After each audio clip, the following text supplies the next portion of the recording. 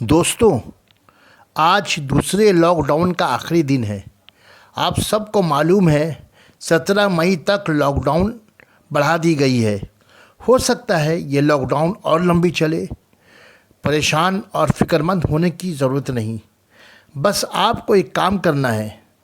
दोस्तों, पैसे ज़्यादा खर्च करने की ज़रूरत नहीं। इस पैसे को थोड़ा थोड़ा खर्च करें, क्योंकि ये लॉकडाउन ज़्यादा दिन चल सकता है। मुश्किल आ सकती है। ईद पर कोशिश करें कम कपड़े ख़रीदें। हो सकता है कपड़े ख़रीदे ही नहीं। इस पैसे से गरीब भूखे लोगों को खाना खिलाएं। यकीन मानिए इसका अजर और सवाब मिलेगा, क्योंकि इस वक्त नए और अच्छे कपड़े पहनने से ज़्यादा ज़रूरत उन लोगों को जो आपके पड़ोस में भूखे हैं, उन्हें खाना खिलाना है। इस लॉकडाउन में ऐसे लोग भी हैं जो भूखे रह सकते हैं, पर अपनी इज़्ज़त के खातिर किसी के सामने मुंह नहीं खोल सकते। ऐसे लोगों को पड़ोस में तलाश करें और उन लोगों की मदद चुपके से करें। हैदर अली।